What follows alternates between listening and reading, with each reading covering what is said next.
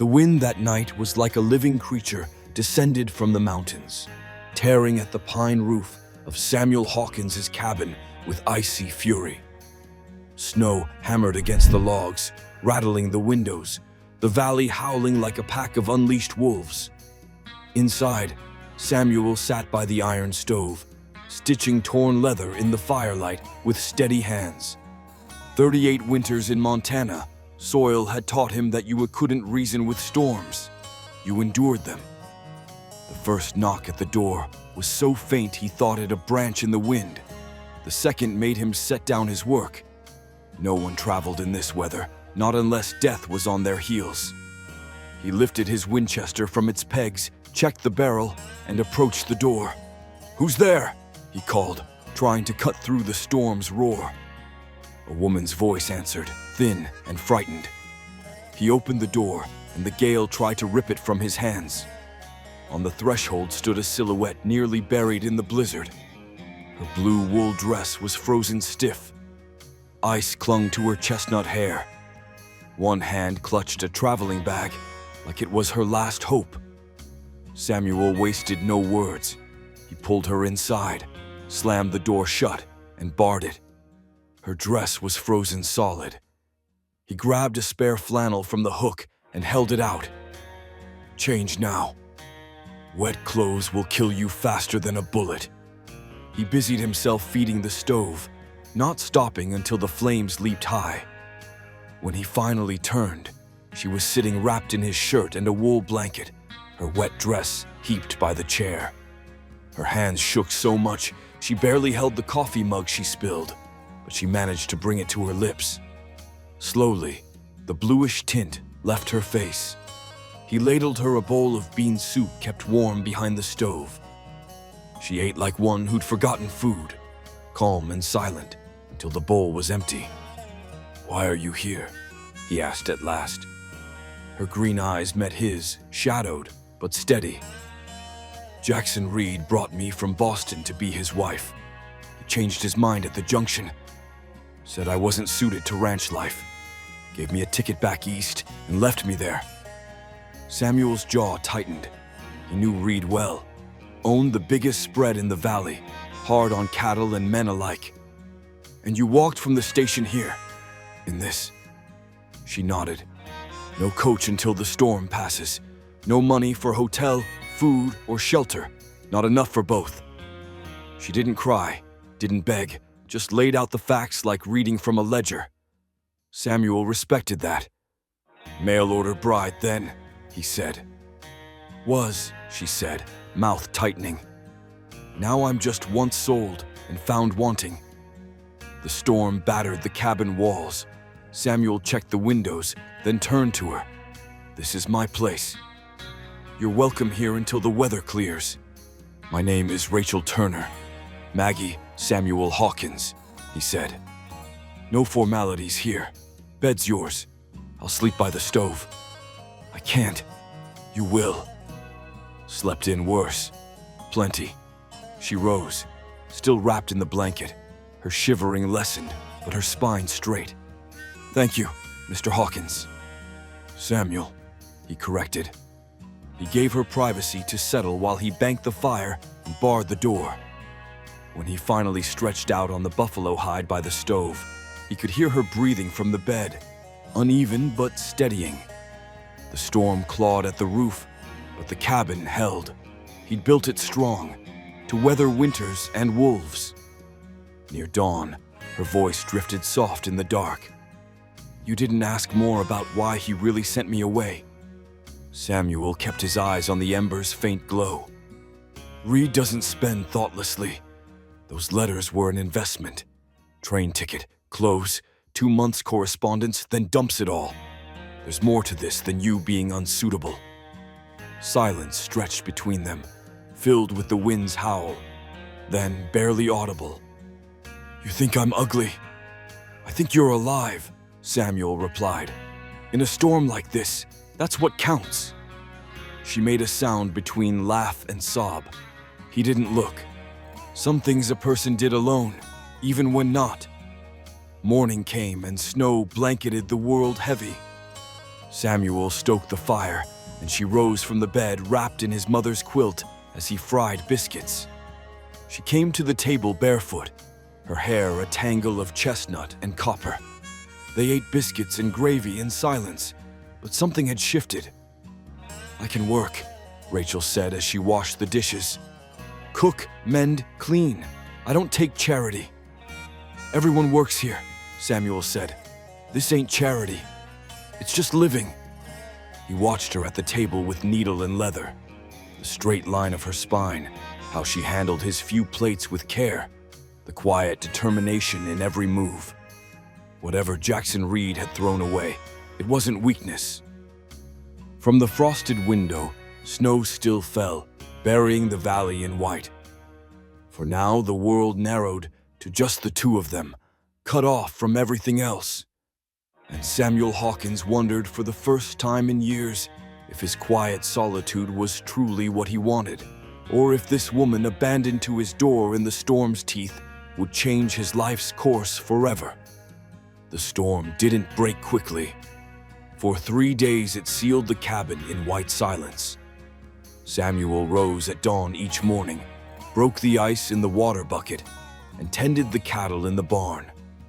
Rachel took over the kitchen, warming oats, baking biscuits, and mending his old shirts with neat, invisible stitches. They moved around each other like two people who'd always known the steps, their quiet filled with the small sounds of shared work. On the 4th morning, the sky opened to a cold, sharp blue. Rachel laid a stack of letters on the pine table, her hands steady though her voice trembled. "These are from Jackson. 2 months of promises, a home, respect, partnership. Then this." She placed the last paper before him, the one he'd given her at the station. The words were short and sharp. Arrangement terminated. Unsuitable for ranch life. Samuel read the letters silently, the heavy hand, honeyed words, sudden dismissal. He set them down carefully. Reed doesn't romance without profit. Those letters were an investment. Train ticket, clothes, 2 months writing, then dumps it all. There's more to this than you being unsuitable. So I was just paperwork? I think Jackson wanted a wife for business, not love. Then the deal changed. Her jaw tightened. I sold my mother's ring for dresses he told me to buy. Gave up everything I couldn't carry, and he left me like I was nothing. That evening, as she read aloud from a worn copy of Ivanhoe by lamplight, Samuel sharpened his knife and carved a spoon from pine. When he gave it to her, she traced the smooth lines with her fingers. "Not like my mother's spoon," she said softly, pulling an ornate keepsake from her bag, "but just as fine." The next day, they walked to the barn together. One cow was close to calving. Rachel held the lantern as Samuel checked the animal's flanks. "Not today," he said, "but soon." "It's beautiful," Rachel said, cheeks flushed in the light. "Profitable," he replied, then caught her teasing look. "All right, beautiful and profitable." Her laugh rang bright in the hay-scented air, the first true laugh he'd heard from her. It settled deep in Samuel's chest, warming places long frozen. The temperature plunged that night, the cabin groaning. Cold seeped through the walls despite the roaring stove. Samuel heard her teeth chattering under the quilt. Finally, he rose, dragging the buffalo hide to the bed. "We'll share," he said. "Body heat's the only thing that'll work tonight." She hesitated, then nodded.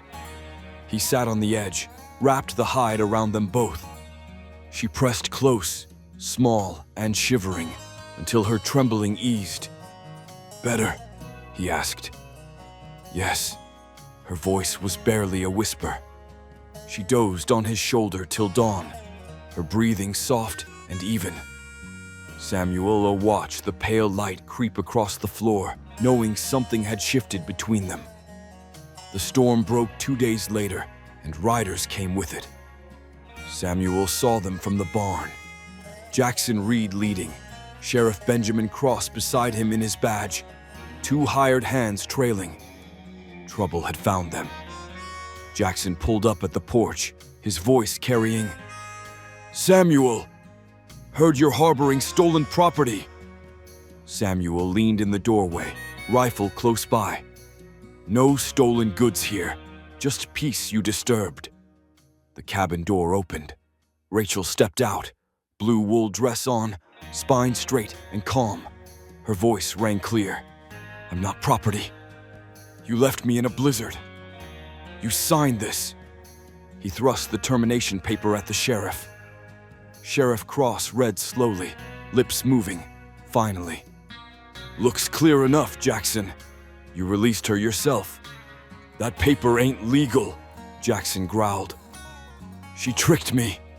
"I made no threats," Rachel replied. "You said I was too refined for ranch life, not what you wanted." Samuel stepped forward, calm but iron. "Storm's over. She's here by choice. That's it." Jackson's face reddened. "Unmarried woman living with a man. What will folks say?" "They'll say you threw her away first," Samuel replied. The tension hung taut as wire. Jackson's hand drifted near his gun belt. Samuel's fingers brushed the rifle. The air crackled like summer lightning. Finally, the sheriff broke it. "This is civil, not criminal. Miss Turner is free to stay where she chooses. Jackson, you wrote that paper. Can't take it back now." Jackson glared at them both, then jerked his reins. "This ain't over." He spurred his horse, snow spraying behind. The hired hands followed, but the young one, Tommy Walsh, tipped his hat to Rachel in respect before going. The sheriff lingered. "He won't let this go," he warned. "You two watch yourselves." After he left, Rachel's hands shook. "He'll ruin us," she whispered. Samuel poured her coffee, steady as stone. "Let him try. You're safe here." But as the wind rose again, rattling the windows, both knew the storm Jackson Reed would bring was nothing compared to the one outside. Jackson Reed was not a man who forgot humiliation, and Rachel's defiance on Samuel's porch burned him like fire. Days after the confrontation, Samuel found a dead chicken on his doorstep, throat cleanly slit, a warning. Then the north fence was cut. Then word spread in Cedar Creek that Samuel had stolen Jackson's bride and they lived in sin. Rachel saw how neighbors turned away in town, how whispers followed her steps. One morning she squared her shoulders and said, "Teach me to shoot." Samuel studied her face, pale but determined, then handed her the Winchester. She learned quick, determined to hold her ground. By evening she could hit a tin can at 20 paces, and when she set the rifle down, her hands no longer shook. Talk in town grew. Sheriff Cross warned that Jackson was pressing Judge Murphy, threatening charges. Preacher Peterson came to the cabin with a suggestion. "Marry, make it proper. Stop the talk." But Rachel lifted her chin. "I won't marry to silence Jackson Reed. If I wed Samuel, it'll be our choice, not his victory." So on Sunday, she stood before the church congregation and told the truth. She read Jackson's letters aloud, laid out the termination paper, exposed his lies about her family. She spoke with such calm certainty that even the harshest doubters shifted. Women who'd given her cold shoulders began shaking her hand. Men who'd respected Samuel for years stood openly with him. Jackson stormed out red-faced, but the tide had turned. When gossip failed, Jackson hit harder. On Samuel and Rachel's wedding day, under the willow tree as vows were spoken, smoke rose from Samuel's hay barn. The whole valley rushed to fight the fire. Rachel tore her dress helping dig fire breaks, blistering her hands with a shovel, but she didn't stop. The barn was lost, but the cabin stood. Sheriff Cross caught one of Jackson's hands fleeing with a torch, but Jackson denied it all. That night, Rachel sat beneath the burned barn, hands bandaged. "This happened because of me," she whispered. happened because of Jackson," Samuel said, "but we'll rebuild. Together." And rebuild they did. The community, tired of Jackson's schemes, rallied around the Hawkinses. Neighbors donated hay, tools, labor. Old grudges softened. Bonds rose from the fire's ashes. Samuel realized for the first time he wasn't just a solitary man anymore, but part of something larger. Years passed. Rachel became the valley's teacher, guiding girls once deemed unworthy of learning. She midwifed by lamplight and streamside, her steady voice and strong hands bringing life. Samuel whittled toys, mended fences, raised cattle with quiet pride. Their children grew with laughter in their voices and dirt under their nails. Their lives rooted deep in land Jackson had once claimed. But Jackson returned one last time. Old now, ill, leaning on a cane, he arrived by carriage with a lawyer and an offer. A donation for the school, books and supplies to last year's. "A man needs to leave something worth remembering," he rasped. "I've left nothing but ashes. Let me do this much." Rachel studied his face and found regret where pride once lived. "Forgiveness isn't mine to give," she said, "but the children will take your gift. They deserve more than the man you were." He nodded, voice thick. "Hawkins, you were right. Every move I made to break this place only made it stronger."